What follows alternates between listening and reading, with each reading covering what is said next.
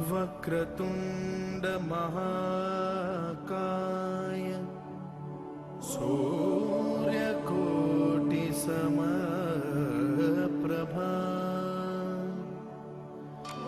निर्विघ्नं कुरु मे देव सर्वकार्येषु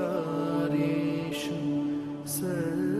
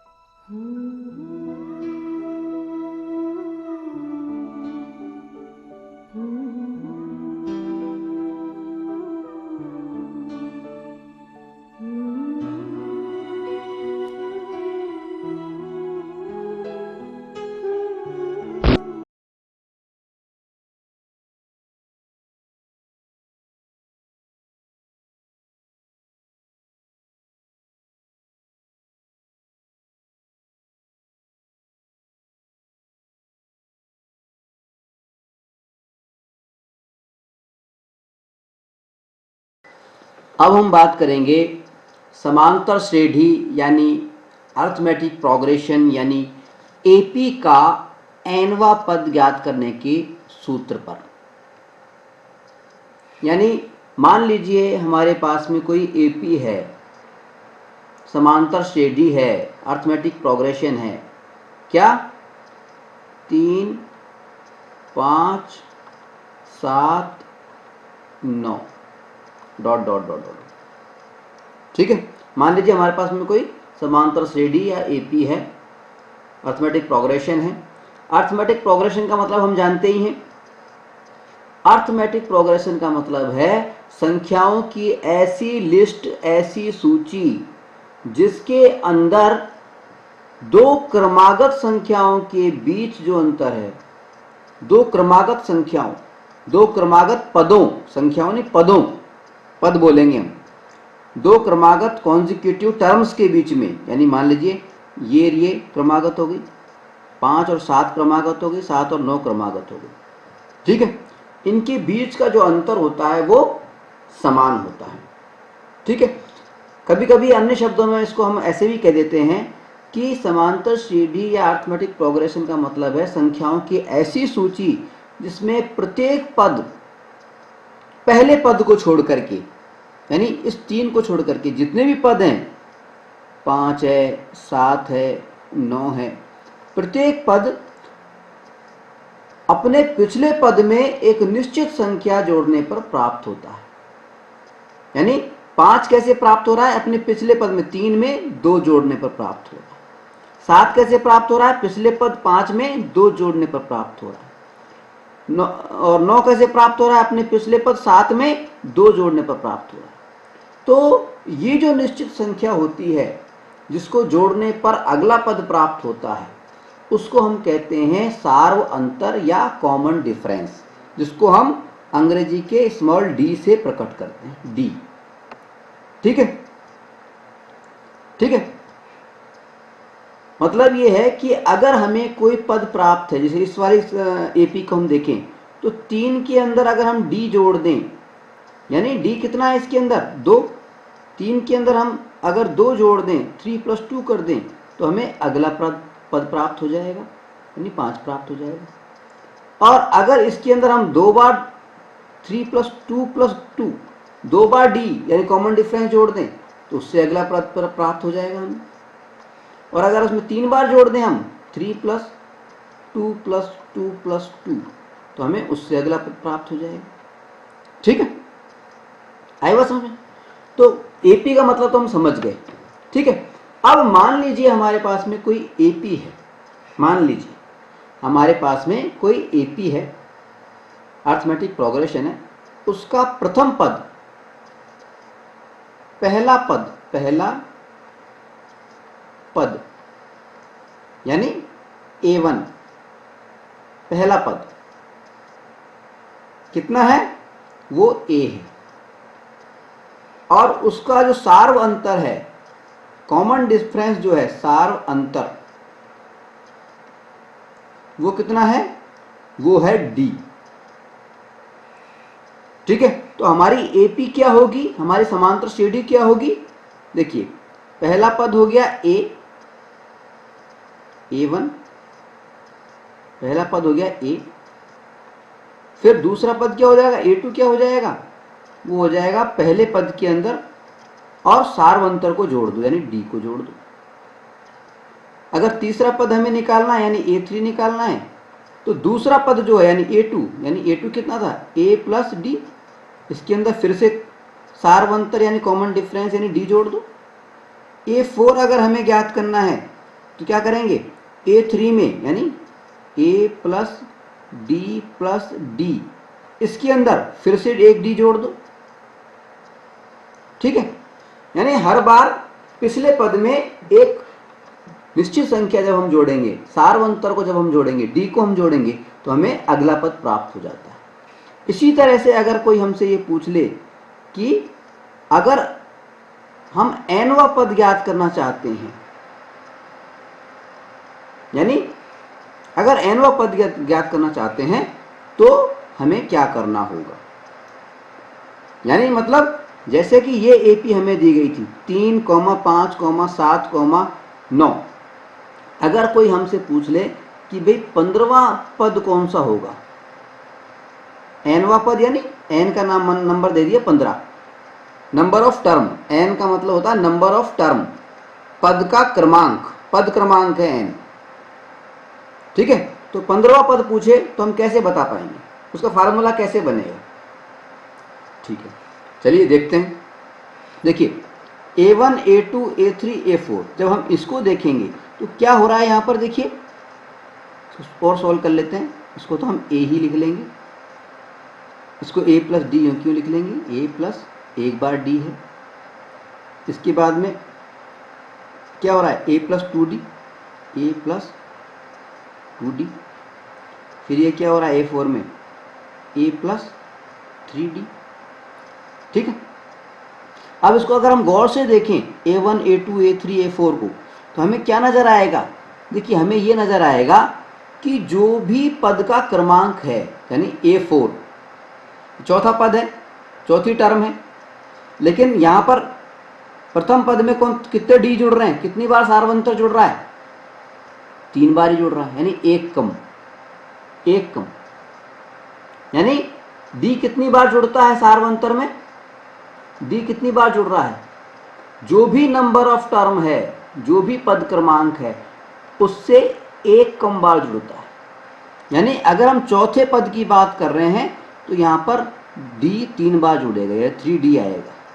यानी इसको हम इस तरह से लिख सकते हैं, प्रथम पद के अंदर D कितनी बार जुड़ रहा है, चौथे पद में से एक कम ये D जुड़ रहा है, यानी इस 3 को हम लिख सकते हैं 4 - 1, कोई फर्क नहीं पड़ा।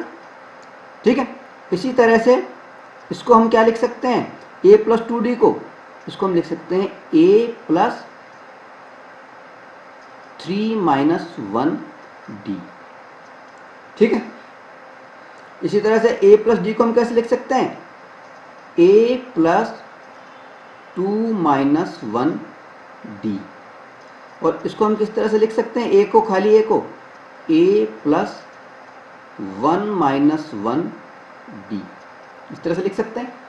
ठीक है, क्या हो रहा है कि जो भी नंबर ऑफ टर्म है उसमें से एक हम घटा रहे हैं और उसको डी से मल्टीप्लाई कर रहे हैं। ठीक है, अगर नंबर ऑफ टर्म हमें मालूम नहीं है या उसकी संख्या n है तो क्या होगा, ये 4 3 2 ये क्या है, n का वैल्यू ही तो है। अगर n की वैल्यू हमें मालूम नहीं है, उसको हम n ही मान लें, तो क्या हो जाएगा, ये हो जाएगा nवा पद कौन सा हो जाएगा, a plus number of term की जगह पे हम n लिख देंगे, माइनस 1 यूं क्यों लिख देंगे और d यहां लिख देंगे। ठीक है, यानी nवा पद अगर हमें ज्ञात करना है तो हमारा फार्मूला क्या हो गया, a plus n minus 1 into D. ठीक है, क्या हो गया फार्मूला, nवा पद, a यानी पद, टर्म कौन सी, n वाली। ये जो नीचे जो हम शब्द लिखते हैं ना, इसको हम बोलते हैं सब स्क्रिप्ट। स्क्रिप्ट का मतलब होता है लिखा हुआ, सब यानी उप, यानी छोटा दिखाने के लिए हम इसको नीचे लिखते हैं। अंग्रेजी में इसको सबस्क्रिप्ट बोलते हैं, और सबस्क्रिप्ट का मतलब होता है नीचे लिखा हुआ कोई शब्द। ठीक है, तो ए किसको प्रकट करता है, पद को, टर्म को। ठीक है, एन किसको प्रकट कर रहा है, ये सबस्क्रिप्ट है, नीचे लिखा हुआ जो n है ये किसको प्रकट कर रहा है, नंबर ऑफ टर्म, यानी पद का क्रमांक कौन सा, पद तो है, ये पद तो है लेकिन कौन से नंबर का पद है वो ये बता रहा है। ठीक है, तो an का फार्मूला होता है, an बराबर क्या हो गया, a plus n minus 1 into D. ये हमारा फार्मूला हो गया nवा पद ज्ञात करने का। जब भी कभी हमें nवा पद ज्ञात करना हो तो हमें इस फार्मूले की आवश्यकता पड़ेगी। आई बात समझ? ठीक है, अब यहां पर हमें 2-3 बातें ध्यान रखनी है कि इस फार्मूले में टोटल 4 चीजें हैं। टोटल 4 चीजें हैं, क्या क्या है देखिए। एक तो a है, a का मतलब क्या होता है, a का मतलब होता है प्रथम पद। प्रथम पद को a से डिनोट करते हैं, a1 या a से। ठीक है, ये तो पहला पद है, किसी भी AP का पहला पद, किसी भी समांतर श्रेणी का पहला पद, ये तो a होता है। ठीक है, और n का मतलब क्या है, यहां पर n का मतलब है नंबर ऑफ टर्म, पद का क्रमांक। जो भी पद है, जो भी टर्म है, वो कौन से नंबर पे लिखी हुई है, कौन से क्रम पर आती है, वो पद क्रमांक ये n होता है।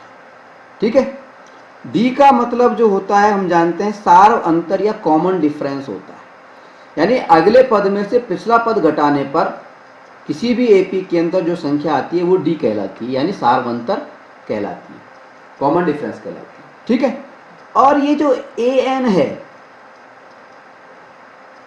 देखिए n में और an में थोड़ा सा अंतर है, ये समझने वाली बात। n क्या है, नंबर ऑफ टर्म, पद का क्रमांक, और an क्या है, वैल्यू ऑफ टर्म, पद का मान। जैसे अगर हम यहां पे इस 9 की बात करें, 3 5 7 9, तो पद का क्रमांक अगर हमसे पूछ रहे हैं, n पूछ रहे हैं इस 9 का, तो कौन सा हो गया, 1 2 3 4, n बराबर 4 है, चौथा नंबर का पद है।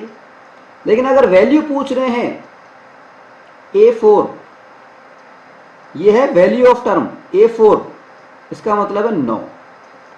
है बात समझ? तो पद का क्रमांक और पद का मान, नंबर ऑफ टर्म और वैल्यू ऑफ टर्म, इसको समझने की बात है।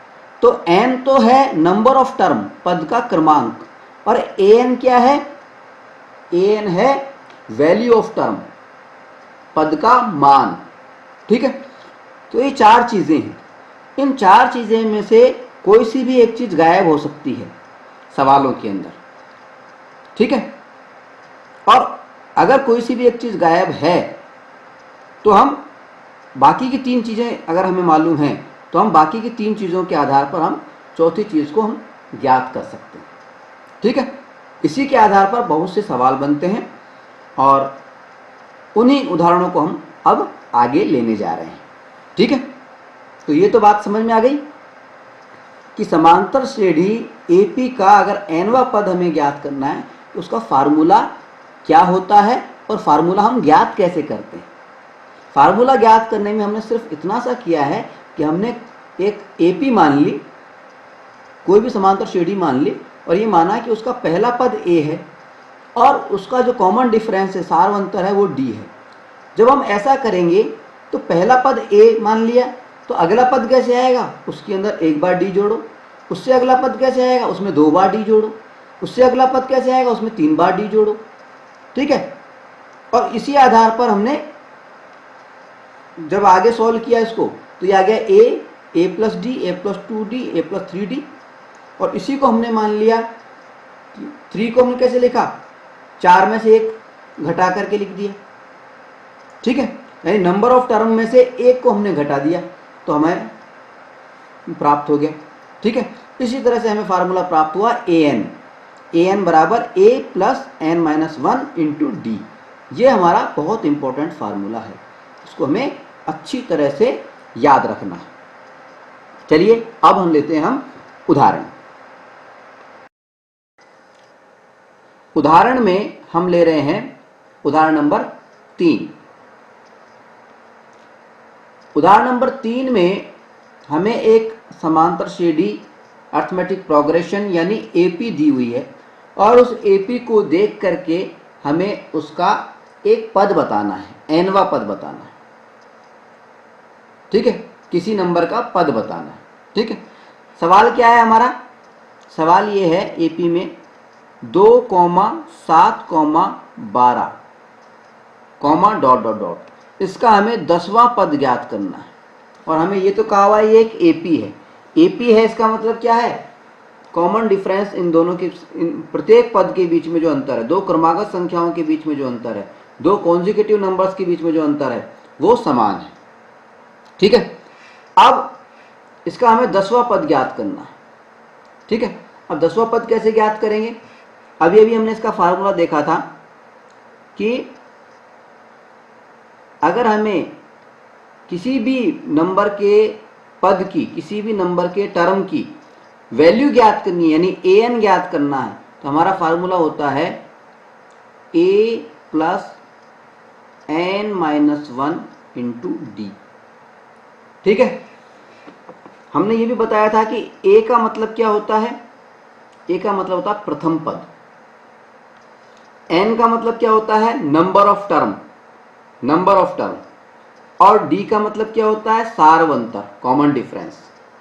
ठीक है, और an का मतलब होता है वैल्यू ऑफ टर्म, पद का मान। तो पद का मान तो हमें ज्ञात करना है, तो हमें मालूम ही नहीं। प्रथम पद हमें क्या दे रखा है, देखिए हमें दे रखा है a बराबर क्या दे रखा है, प्रश्नानुसार, यहां लिख देता हूं मैं, प्रश्नानुसार, प्रश्नानुसार a बराबर है 2, प्रथम पद है 2। ठीक है, इसके बाद में नंबर ऑफ टर्म, पद का क्रमांक कौन सा है वो सवाल में दे रखा है, 10वां हमें ज्ञात करना है।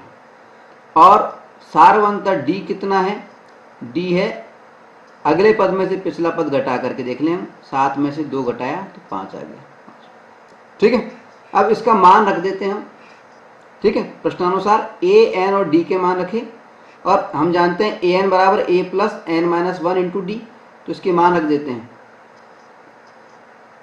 सूत्र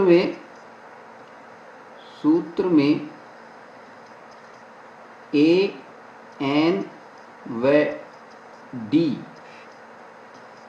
का मान रखने पर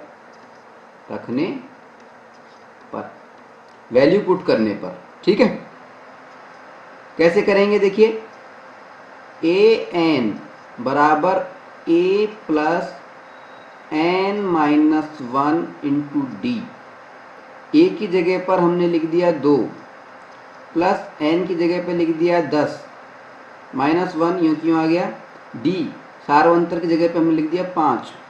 ठीक है, सॉल्व करेंगे तो क्या आ गया 2 प्लस 10 में से 1 गया तो 9 इंटू 5 यानी 2 प्लस 45 9 पंजे 45 45 और 2 कितने हो गए 47 47 यानी an की वैल्यू क्या आ गई an इक्वल्स टू 47 ये हमारा आंसर होगा ठीक है। इसी तरह से अगर हमें कभी भी कोई एपी दी गई हो और हमें कोई सा भी पद ज्ञात करना हो किसी भी नंबर का पद ज्ञात करना हो तो इस फार्मूले के जरिए उस फार्मूले के अंदर a n और d इन तीनों की वैल्यू रख करके तीनों का मान रख करके हम आसानी से ज्ञात कर सकते हैं। चलिए अब लेते हैं हम उदाहरण नंबर 4। उदाहरण 4 में हमें क्या कर रखा है एक एपी दी गई है और उस एपी के अंदर हमें एक पद का क्रमांक ज्ञात करना है पद की वैल्यू हमें दी गई है। पिछला जो उदाहरण था उसमें हमें क्या दे रखा था पद का क्रमांक यानी n दे रखा था n की वैल्यू दे रखी थी और हमें क्या ज्ञात करना था पद की वैल्यू ज्ञात करनी थी an वैल्यू ऑफ टर्म ज्ञात करनी थी। ठीक है इसमें उल्टा किया इस सवाल के अंदर हमें क्या दे रखा है पद की वैल्यू दे रखी है an दे रखी है वो कितना दे रखा है -81 और हमें ज्ञात करना है n ज्ञात करना है। ठीक है हमारा सवाल क्या है इसमें देखिए एक एपी दी हुई है 21, 18, 15 और हमसे ये पूछा गया कौन सा पद इस एपी का कौन सा पद -81 है कौन सा पद यानी नंबर ऑफ टर्म n पूछ रहा है नंबर ऑफ टर्म कौन सा पद यानी नंबर ऑफ टर्म पद का क्रमांक पूछ रहा है कौन से नंबर का पद क्या है -81 क्या है का मतलब इसकी वैल्यू कितनी दे रखी है -81 an दे रखा है हमें -81। ठीक है दूसरा इसमें एक सवाल और जोड़ा हुआ है उसमें ये कहा गया है कि क्या इस एपी का कोई पद शून्य है ये भी हमें जांचना है। तो पहले हम बात करते हैं ज्ञात करते हैं n की वैल्यू कैसे ज्ञात करेंगे यहां लिख देंगे हम प्रश्नानुसार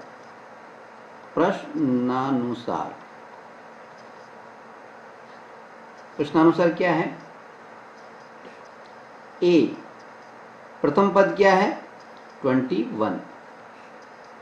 ठीक है सारवंतर d कितना है d बराबर अगले पद में से पिछला पद हमने घटा दिया 18 में से 21 हमने घटा दिया तो सारवंतर हमें क्या प्राप्त हो गया -3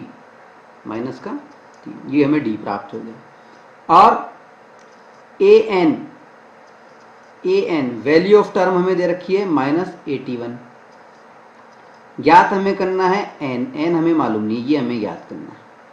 ठीक है ये तो हमें प्रश्नानुसार बातें लिख ली अब लिखना है हमें लिखना है चूंकि का चिन्ह लगा देता हूं चूंकि an equals to a plus n-1 into D ये फार्मूला होता है। ठीक है अब इस फार्मूले में हम वैल्यू पुट रख रहे हैं an -81 इक्वल्स टू a कितना है 21 प्लस n कितना दे रखा है n मालूम ही नहीं है तो n-1 यूं क्यों लिख दिया d कितना दे रखा है -3। ठीक है अब सॉल्व करते हैं देखिए -81 यूं क्यों लिख दिया हमने इक्वल्स टू 21 प्लस इसको मल्टीप्लाई करेंगे तो क्या हो जाएगा -3 ये -3 था इस n से मल्टीप्लाई होगा तो -3n यहाँ पे -3n फिर ये -3 इससे होगा तो -3 ठीक है अब कितना हो गया देखिए, 21 और 3 24, 24। 24 जब उस साइड में जाएगा तो माइनस का 24 हो जाएगा, तो -81 -24 इक्वल्स टू, ये क्या हो गया, माइनस का 3n। ठीक है, अब माइनस का 81 और माइनस का 24 दोनों को जब हम जोड़ेंगे तो कितना हो जाएगा, माइनस के 105, -105। ठीक है, इक्वल्स टू कितना आ गया, -3n। ठीक है, और अगर खाली n की वैल्यू हम निकालना चाहें तो n इक्वल्स टू क्या हो जाएगा, -105/3। जब इसको हम काटेंगे तो कितना आ जाएगा, 35 आ जाएगा। n बराबर कितना आ गया, 35। माइनस के 105 में माइनस के 3 का जब हमने भाग लगाया तो माइनस से तो माइनस कट गया, 105 में 3 का भाग लगाएगा तो 35 आ गया, यानी n की वैल्यू आ गई 35। इसका मतलब ये कौन सा पद है, 81 -81, वो है 35। n इक्वल्स टू 35, ये हमारा आंसर होगा। आई बात समझ? तो उदाहरण नंबर 3 जो हमने किया था और उदाहरण नंबर 4 जो हमने किया है वो दोनों एक दूसरे के अपोजिट है। उदाहरण 3 में हमने क्या किया था, उदाहरण 3 में हमें n की वैल्यू दी गई थी, 10वां पद दिया गया था, n बराबर 10 था और an हमें ज्ञात करना था कि वो 10वां पद है कौन सा। इसमें हमें उल्टा कहा गया कि an की वैल्यू दे दी, वैल्यू ऑफ टर्म दे दी कि -81 कौन सा नंबर का पद है, ये नंबर पूछ लिया, n पूछ लिया। ठीक है, चलिए अगला उदाहरण लेते हैं। अब हम ले रहे हैं उदाहरण नंबर 5। इस उदाहरण नंबर 5 के अंदर, दरअसल उदाहरण नंबर 5 जो है ये अपने जो पिछले उदाहरण है तीसरा और चौथा उससे थोड़ा सा अलग है। अलग क्या है कि तीसरा और चौथा जो उदाहरण अभी हमने किया है उसके अंदर तो क्या है, हमें एक एपी दी हुई थी, समांतर श्रेणी दी हुई थी और उसके आधार पर हमें n की वैल्यू या फिर an की वैल्यू हमें ज्ञात करनी थी। लेकिन यहाँ पर हमें क्या है, an की वैल्यू दी हुई है, कोई भी दो पदों के वैल्यू दी हुई है, कुछ पद हमें दिए गए हैं उनकी वैल्यू हमें दे रखी है, पद भी दे रखे हैं, पद का क्रमांक भी दे रखा है, पद की वैल्यू भी दे रखी है और उसके आधार पर हमें समांतर श्रेणी बनानी है, एपी ज्ञात करनी है। ठीक है, अब कैसे करेंगे देखिए, थोड़ा ध्यान से देखना है, यहाँ पर ज़्यादा कठिन नहीं है। देखिए, वह एपी निर्धारित कीजिए, डिटरमाइन द एपी, यानी एपी हमें मालूम नहीं है, एपी हमें बनानी है, जिसका तीसरा पद का मतलब है A3। पद A किसको बता रहा है, टर्म को बता रहा है, और 3 क्या बता रहा है, नंबर ऑफ टर्म, कौन से नंबर का पद है, तीसरा पद। तीसरा पद तो हमें दे रखा है, इसकी वैल्यू भी दे रखी है, वो है 5। और सातवां जो पद है यानी A7, इसकी वैल्यू हमें दे रखी है 9। और इन दोनों के आधार पर दो पद की वैल्यू, हमें दो पद बता रखे हैं और उनकी वैल्यू बता रखी है और इसके आधार पर एपी बतानी है। तो हम क्या करते हैं, देखिए इसको हम इस तरह से हल करते हैं। देखिए A3 बराबर 5 दे रखा है, तो A3 को हम किस तरह से लिखेंगे, फार्मूला क्या है हमारा, an वाला। A3 बराबर 5 है तो A3 का मतलब है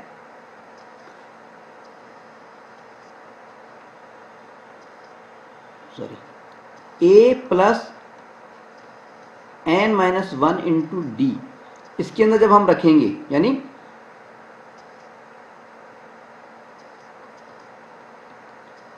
A plus 3-1 into D, D की वैल्यू कितनी है, डी की वैल्यू देने की इंटू डी बराबर कितनी दे रखी है, 5।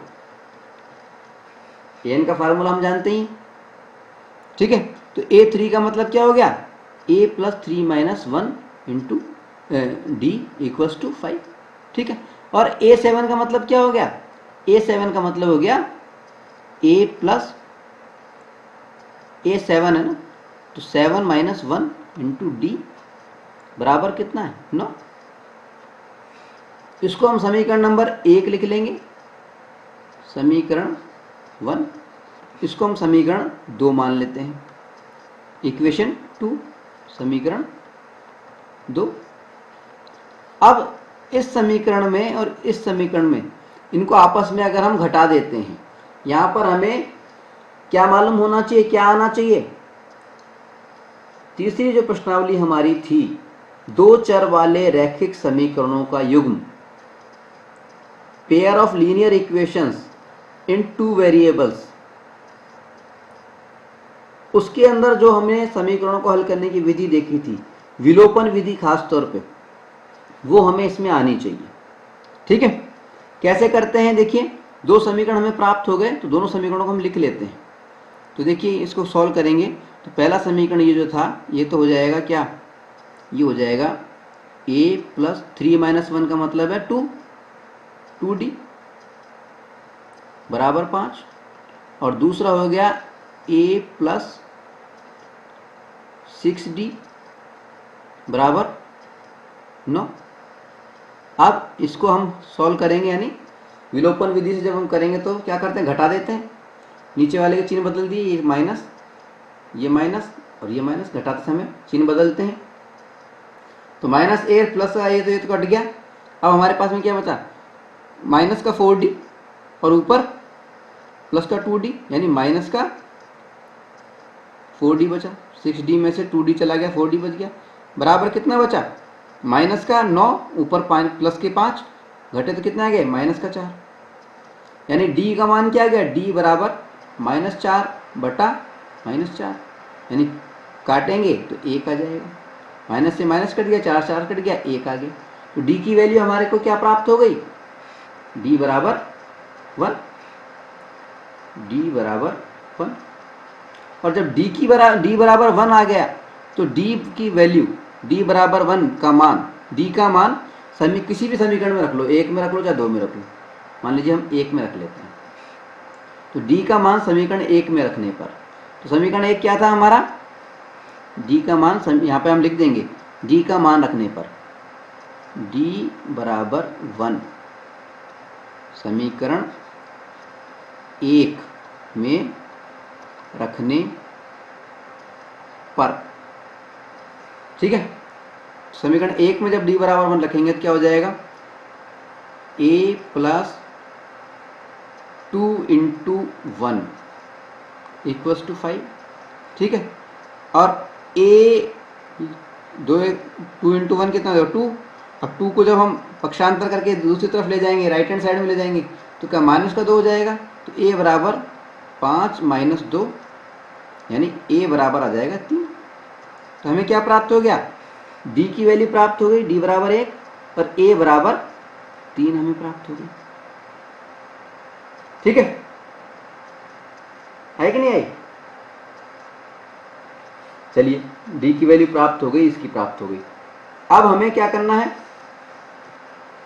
AP ज्ञात करनी है। जब हमें प्रथम पद a की वैल्यू यानी प्रथम पद मालूम चल गया कि 3 है, और d मालूम चल गया यानी 1 है, तो कैसे मालूम अगला पद कौन सा होगा 3 के बाद में, 3 प्लस 1d 1, ठीक है, और यहाँ पे हम लिख देंगे सामान्य रूप, AP का सामान्य रूप कितना होता है, a plus a comma a plus d comma a plus 2d, इस तरह से, ठीक है। यहाँ पे हमने a की वैल्यू रख दी 3, a plus d, a plus 1 लिख दिया, फिर a प्लस 2d यानी 3 प्लस 2 इंटू d 1, यानी 2 एकम 2, 3 और 2 5, तो पहला पद इसमें आ गया 3, दूसरा पद आ गया 4, तीसरा पद आ गया 5, फिर 6 आ जाएगा, इस तरह से ये हमारी AP हो गई। ठीक है, तो जब भी हमें कोई से दो पद हमें दिए गए हों और उनका मान दिया गया हो, और उनके आधार पर हमसे कोई एपी बनानी हो, याद करनी हो, तो हम क्या करते हैं कि जैसा हमें सवाल में दिया गया है उसके हिसाब से जो हमारा फार्मूला है, कौन सा वाला, A N equals to A plus N minus 1 into D,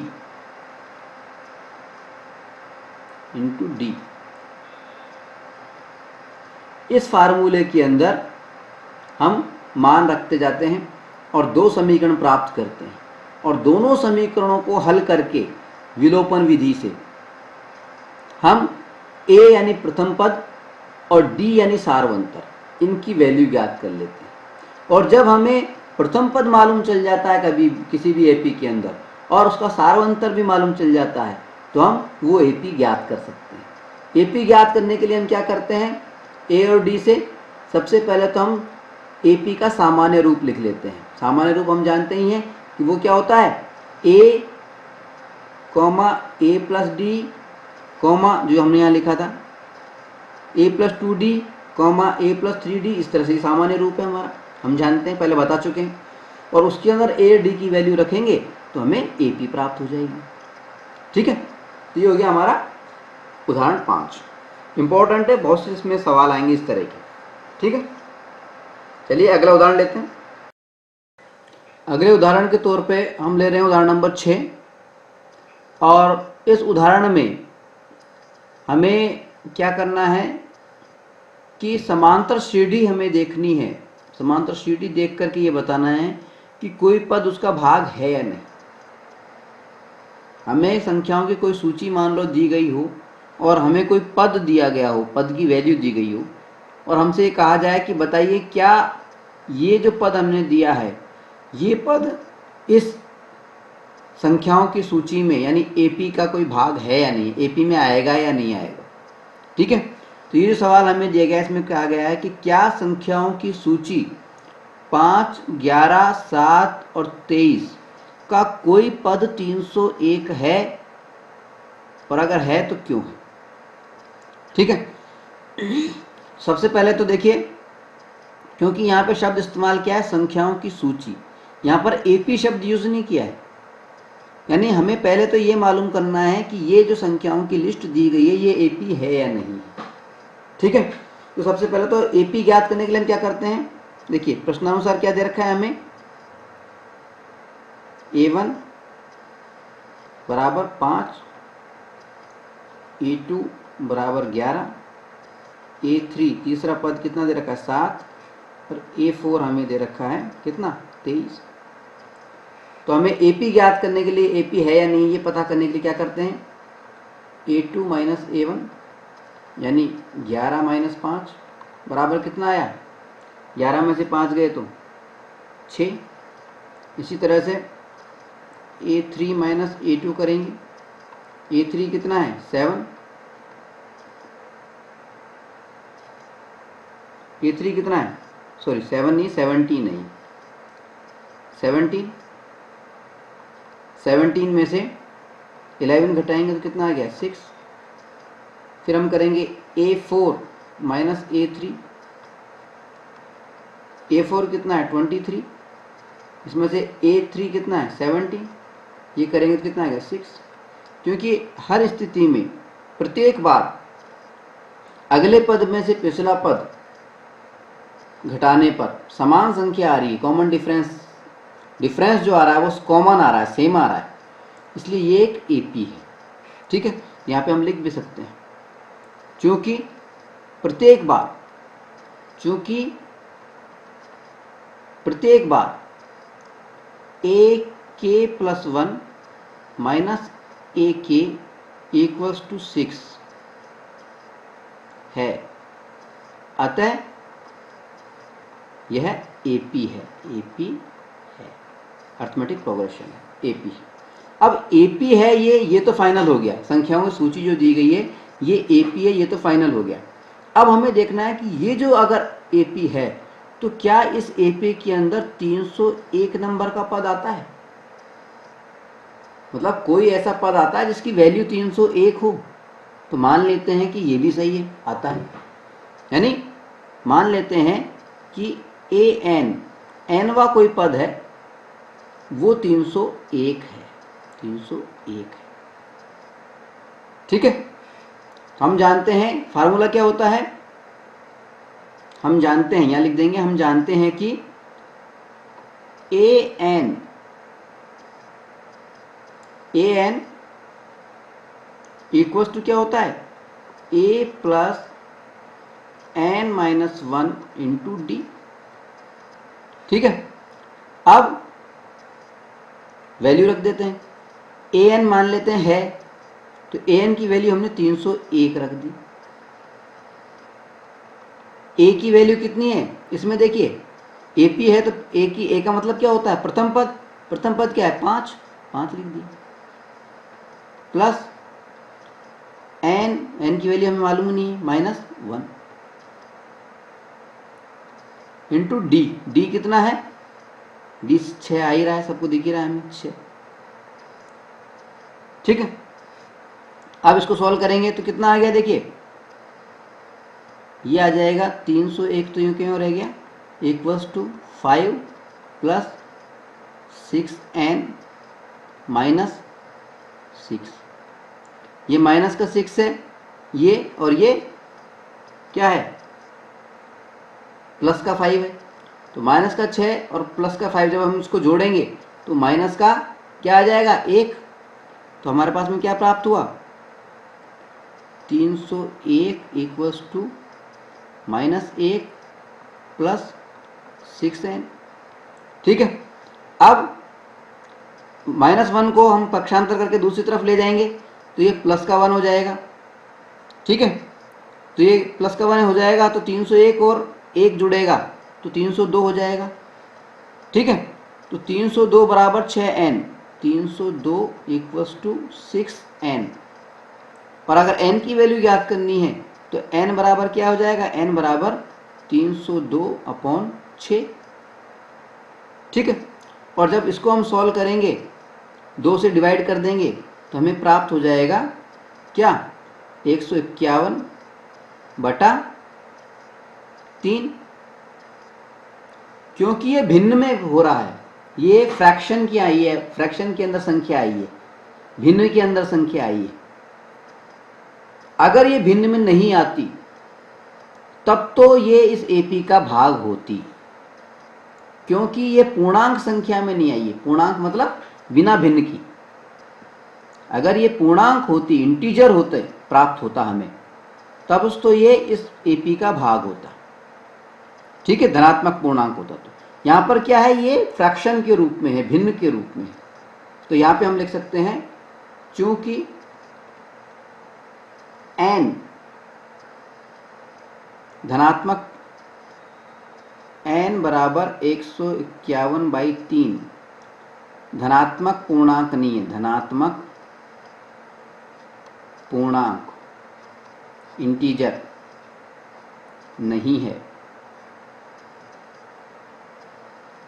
अतः यह इस एपी का भाग नहीं, अतः 301 इस एपी का पद नहीं है, पद नहीं है। ठीक है, आएगा समझ। चलिए अब लेते हैं हम अगला उदाहरण। अब हम ले रहे हैं उदाहरण नंबर 7। ये थोड़ा अलग तरह का सवाल है, ध्यान दीजिएगा। इसमें हमसे कहा गया कि 2 अंकों वाली कितनी संख्याएं 3 से विभाज्य हैं। How many 2 digit numbers are divisible by 3। 2 अंकों वाली कितनी संख्याएं हैं जिनमें 3 का भाग चला जाता है। तो सबसे पहले इसमें 2 बातों पे हमें ध्यान देना है। पहली बात तो कि 2 अंकों वाली संख्याएं कौन कौन सी, और फिर हमें ये देखना है कि उन संख्याओं में से 3 से डिवाइजेबल 3 से विभाज्य जो संख्याएं जिनमें 3 का भाग चला जाता है वो कौन कौन सी। पहले तो हमें ये देखना है। तो देखिए 2 अंकों वाली संख्याएं कौन सी हुई।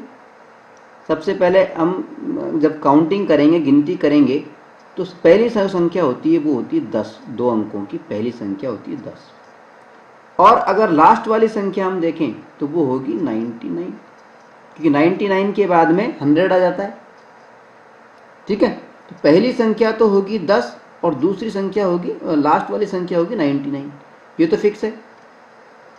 ठीक है, पहली संख्या हमने बताई 10 और लास्ट की संख्या बताई हमने 99, ये तो फिक्स हो गई। अब बात करते हैं 3 से विभाज्य संख्याओं की। ठीक है, तो 10 के बाद में देखिए 11, 12, 13, 14, 15, 16, 17, 18, 19, 20, 21, इस तरह से हमने लिख लिया। ठीक है, 99 तक। ठीक है, 3 से विभाज्य की बात हो रही तो इनमें छांटनी है हमें 3 से विभाज्य संख्याएं। कौन कौन सी हैं देखिए, एक तो ये 12 3 से विभाज्य है, पहली संख्या। फिर आगे बढ़ेंगे तो 15 3 से विभाज्य है। फिर आगे बढ़ेंगे तो 18 3 से विभाज्य है। फिर आगे बढ़ेंगे तो 21 3 से विभाज्य है। ठीक है, और अगर बात करें लास्ट वाली संख्या की तो वो भी 3 से विभाज्य है। ठीक है, तो यानी जो एपी हमें प्राप्त हो रही है वो क्या प्राप्त हो रही है, वो हमें प्राप्त हो रही है 12, 15, 18, 21 ... और 99। ठीक है, यानी ये हमारी संख्याओं की सूची हो गई। 2 अंकों वाली 3 से विभाज्य संख्याओं की सूची हो गई हमारी ये। ठीक है, यहाँ पे हम लिख भी देंगे 2 अंकों वाली 3 से विभाज्य संख्याओं की सूची ये। ठीक है, इसमें क्या है, प्रथम पद यानी ए कितना है 12, डी यानी सार्वंतर कितना है, अगले पद में से पिछला पद घटाओ यानी 3, और ए एन अंतिम पद मालूम है हमें 99, यानी ए एन एनवा पद वो कौन सा है 99। पद की वैल्यू दे रखी है, अंतिम पद की वैल्यू दे रखी है 99। अब हमें पता नहीं है कि ये पद कौन से क्रम का है, एन मालूम नहीं है हमें। इस तरह का सवाल हम पहले भी कर चुके हैं। देखिए ए पता है, डी पता है, ए एन पता है, लेकिन एन पता नहीं है। तो कैसे करेंगे, हम जानते हैं कि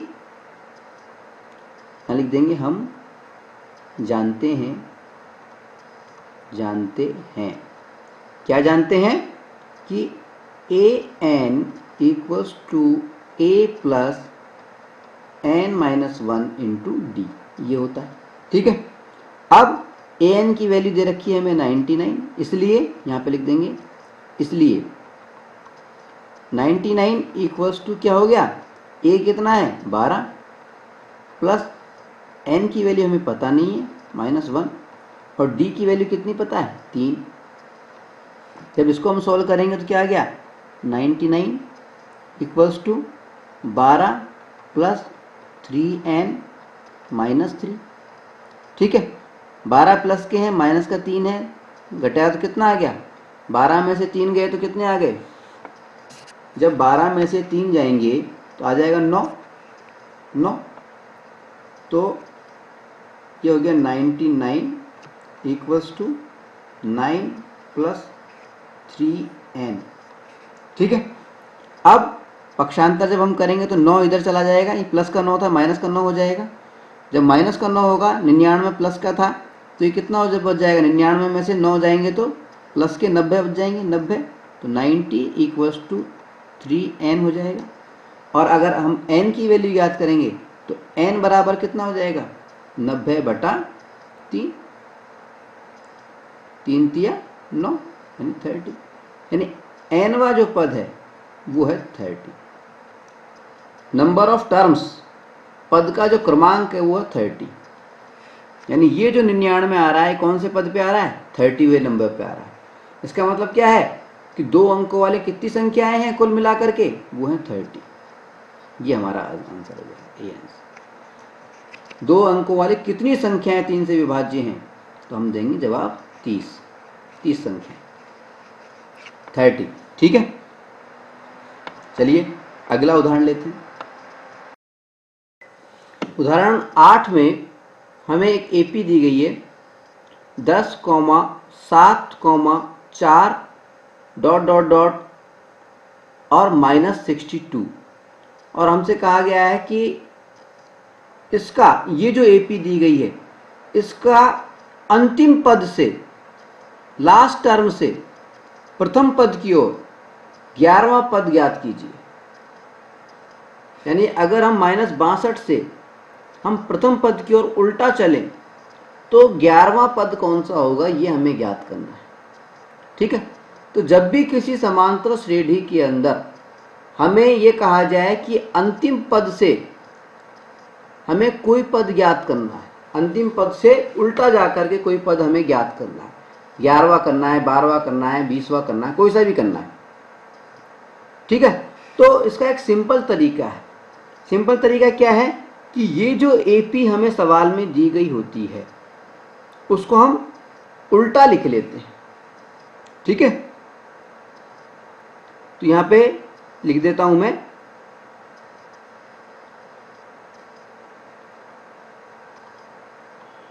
यहां पे मैं लिख देता हूं दी गई एपी को रिवर्स लिखने पर, को उल्टा लिखने पर या विपरीत क्रम में लिखने पर, रिवर्स सीक्वेंस में लिखने पर क्या होगा देखिए, -62 जो कहीं लिख देंगे हम, उल्टा लिख रहे हैं हम तो -62 लिखेंगे, फिर डॉट डॉट डॉट लगा देंगे, फिर 4 लिखेंगे, फिर कॉमा लगा के 7 लिखेंगे, फिर कॉमा लगा के 10 लिखेंगे। ठीक है, अब उल्टा लिख लिया। इसके बाद में अब क्या हो गया, अब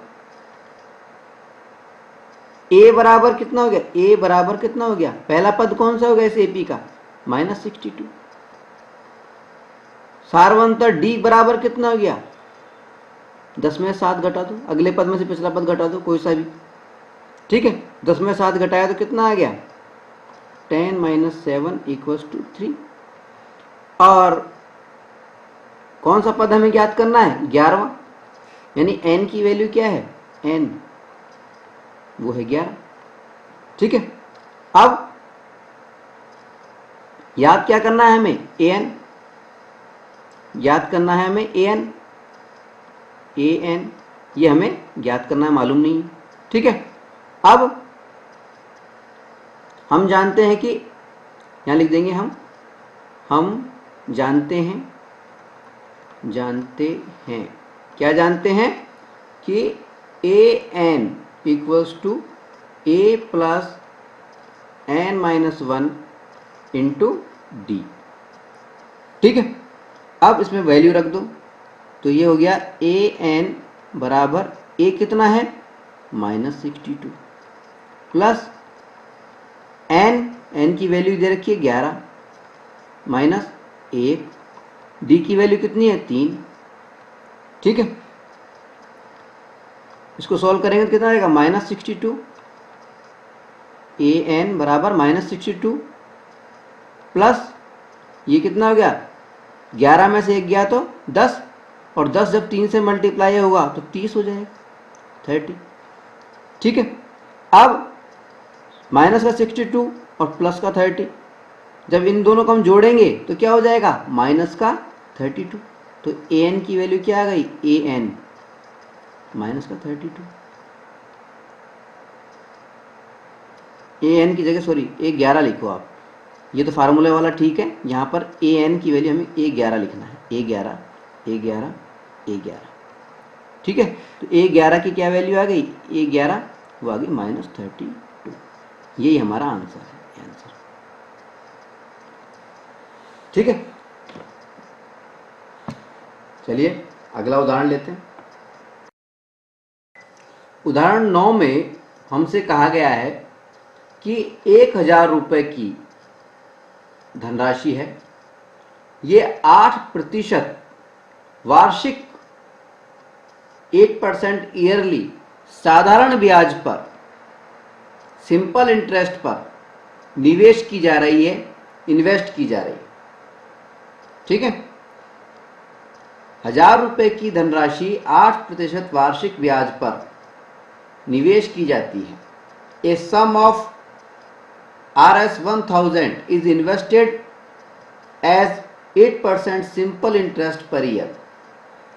प्रत्येक वर्ष के अंत में ब्याज परिकलित किया जाता है। ब्याज जो कैलकुलेट किया जाता है वो हर वर्ष के अंत में किया जाता है। Calculate the interest at the end of each year. ठीक है, पहला सवाल तो उसमें कहा गया है कि क्या ये ब्याज, जो भी ब्याज हो रहा है, ये एक एपी बनाते हैं या नहीं बनाते। ठीक है, और यदि ऐसा है तो इस तथ्य का प्रयोग करते हुए 30 वर्ष के अंत में हमें ब्याज कितना हो जाएगा ये बताना है। ठीक है, तो जब भी हमें ये देखना है कि ब्याज एपी बनाते हैं कि नहीं बनाते हैं, तो किसी भी एपी, कोई चीज़ एपी बन रही है कि नहीं बन रही है, इसके लिए हमें कम से कम 3 पद चाहिए होते हैं। 3 पद चाहिए होते हैं, 3 टर्म चाहिए होती है। तो टर्म कैसे प्राप्त होगी इस सवाल से, देखिए सबसे पहले हम बात करते हैं टर्म 1 की, A1 या प्रथम वर्ष का ब्याज। प्रथम वर्ष या टर्म A1 मान लेते हैं हम, A1 इसको हम लिख देते हैं प्रथम वर्ष का ब्याज, यानी A1 मान लेते हैं। पहला पद क्या होगा, ब्याज का फार्मूला क्या होता है, मूलधन प्रिंसिपल अमाउंट, मूलधन कितना है, प्रिंसिपल अमाउंट कितना है 1000 इनटू रेट ऑफ इंटरेस्ट यानी दर, ब्याज की दर कितनी दे रखी है 8 इनटू समय, टाइम, समय क्या दे रखा है 1 वर्ष अपॉन 100। जब हम इसको सॉल्व करेंगे तो देखिए 2 जीरो से ये 2 जीरो कट गई,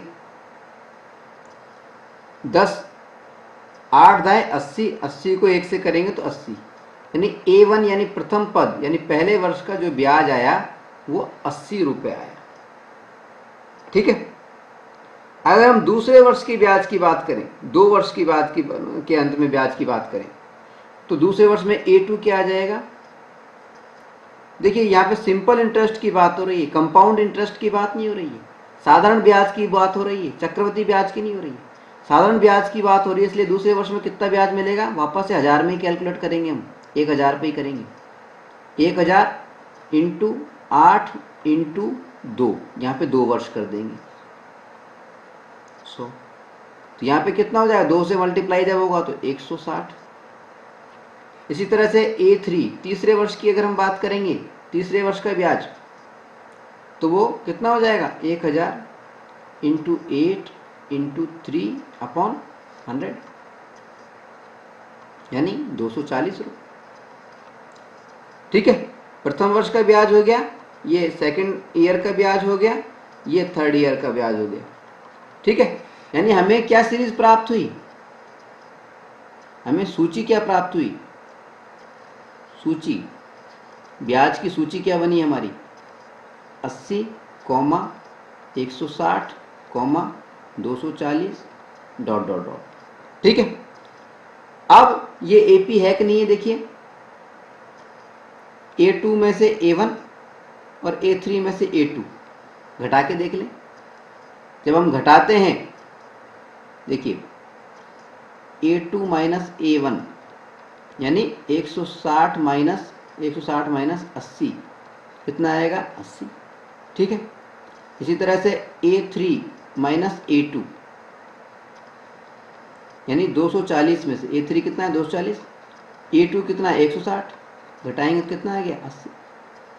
क्योंकि दोनों में अंतर A2 माइनस A1 और A3 माइनस A2 दोनों में जो अंतर है वो कॉमन आ रहा है, डिफरेंस जो आ रहा है वो कॉमन आ रहा है, इसका मतलब ये एक AP है। ठीक है, अब ये बात तो फाइनल हो गई कि ये एक AP बनाते हैं। ठीक है, तो पहले सवाल का उत्तर तो हो गया, क्या ये ब्याज एक AP बनाते हैं, बिल्कुल AP बनाते हैं। ठीक है, अब हमें अगर ये एपी है तो हमें ज्ञात करना है 30 वर्ष के अंत में ब्याज कितना हो जाएगा, यानी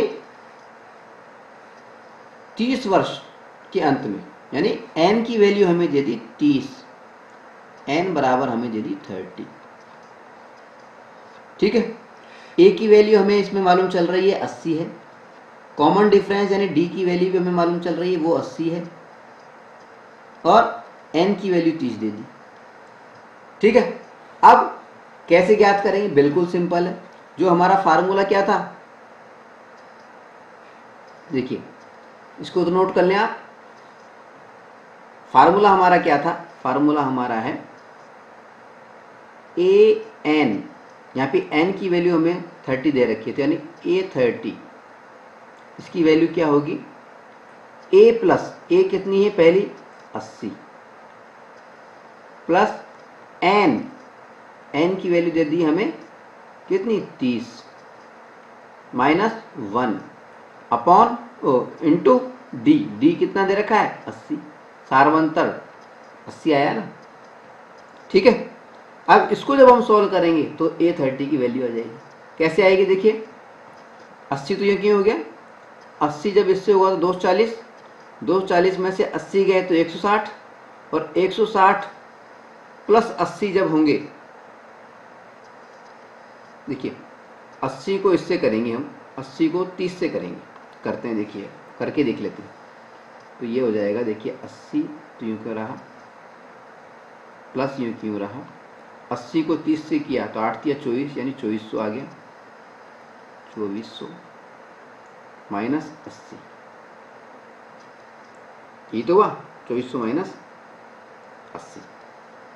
ठीक है, अब देखिए 80 माइनस के 80 से ये प्लस का 80 कट गया, बच गया कितना 2400। तो A30 यानी 30 वर्ष के बाद में वैल्यू कितनी आ गई 2400, ये हमारा आंसर हो गया। आया समझ? ठीक है, इस तरह से कैलकुलेट कर लेंगे, बिल्कुल सिंपल है। वह फार्मूला जो हमारा जो है मेन फार्मूला कौन सा, an बराबर a plus n minus 1 into D, ये फार्मूला मेन है, इस फार्मूले पे ही ये सवाल आधारित है। ठीक है, चलिए अगला उदाहरण लेते हैं। अगले उदाहरण के रूप में हम ले रहे हैं उदाहरण नंबर 10। इसमें हमसे कहा गया है कि फूलों की एक क्यारी है, एक फ्लावर बेड है, इसकी पहली पंक्ति में 23 गुलाब के पौधे हैं। There are 23 rose plants in the first row. पहली पंक्ति में 23 गुलाब के पौधे हैं, दूसरी पंक्ति में 21 गुलाब के पौधे हैं, और तीसरी पंक्ति में 19 गुलाब के पौधे। यानी अगर हम पहली पंक्ति को पहला पद मान लें, पहली टर्म मान लें, तो A1 बराबर 23 हो गई, दूसरी पंक्ति को A2 माने तो A2 बराबर 21 हो गई, और तीसरी पंक्ति को A3 मान लें तो तीसरा पद क्या हो गया 19 हो गया। ठीक है, यानी प्रश्नानुसार, यहां हम लिख देंगे प्रश्नानुसार, प्रश्नानुसार क्या सूची बन गई, एपी क्या बनी, एपी क्या बनी, पहली पंक्ति में 23, ठीक है, कॉमा, दूसरी पंक्ति में 21, कॉमा, तीसरी पंक्ति में 19, comma, dot dot dot dot. ठीक है, इसकी अंतिम पंक्ति में 5 गुलाब, अंतिम पंक्ति जो भी है उसमें 5 गुलाब, ये अंतिम पंक्ति दे रखी है। ठीक है, और हमें यह बताना है कि इस क्यारी में कुल कितनी पंक्तियां, पंक्तियों की संख्या बतानी। ठीक है, चलिए बताते हैं कैसे करेंगे। देखिए एपी हमें मालूम चल गई, A1 है 23, A2 है 21 और A3 है 19। तो हमें क्या क्या मालूम चल गया, देखिए इसमें A यानी प्रथम पद कितना है 23, डी सार्वंतर कितना हो गया 21। अगले पद में से पिछला पद जब हमने घटाया 23 घटाया तो हमें क्या प्राप्त हो गया, क्या प्राप्त हुआ, सार्वंतर माइनस का 2। ठीक है, और क्या प्राप्त हुआ हमें, देखिए कौन सा पद दे रखा है ये, अंतिम पंक्ति में, लास्ट पंक्ति में, an लास्ट पंक्ति, इसकी वैल्यू दे रखी है हमें 5 और n की वैल्यू हमें मालूम नहीं है, पंक्तियों की संख्या हमें बतानी। ठीक है, तो हम जानते हैं, यहां लिख देंगे हम, क्या लिखेंगे, हम जानते हैं, क्या जानते हैं हम कि फार्मूला क्या है, an बराबर a plus n-1 into D, ये होता है। ठीक है, इसलिए वैल्यू जब हम रखेंगे तो क्या हो जाएगा, an की जगह पे 5 लिख दिया, a की जगह पे 23 लिख दिया, प्लस n की जगह पे n ही रहने दिया, -1 इंटू डी की जगह पे हमने -2 लिख दिया। ठीक है, अब जब इसको सॉल्व करेंगे तो क्या होगा, देखिए 5 यूँ क्यों रह गया, 23 यूँ क्यों रहने दिया, प्लस माइनस का 2 जब इस n से मल्टीप्लाई होगा तो ये माइनस का 2n हो जाएगा, -2n, और माइनस का 2 जब अब माइनस के 1 से होगा तो प्लस का 2 हो जाएगा। ठीक है, अब क्या हुआ, देखिए प्लस का 2 और ये 23 और 2 25 हो जाएंगे, 25। ठीक है, 25, तो ये हो जाएगा हमारे पास 5 = 25 माइनस 2n। ठीक है, और अब क्या होगा, माइनस ये 25 जो है ये दूसरे पक्षांतर कर ले जाएंगे, साइड चेंज करेंगे इसका, तो 25 दूसरी साइड में जाएगा जब LHS में, तो ये माइनस का 25 हो जाएगा, तो माइनस का 25 और ये प्लस का 25, यानी बचेगा कितना, माइनस का 20, -20 = -2n। और अब n की वैल्यू हमें ज्ञात करनी होगी, तो n बराबर कितना हो जाएगा, -20 अपॉन -2, माइनस से माइनस कट जाएगा और 10 दूनी 20 आ गया, n की वैल्यू क्या आ गई, n बराबर 10, यानी पंक्तियां कितनी है, 10, n की वैल्यू आ गई 10, ये हो गया हमारा आंसर। ठीक है।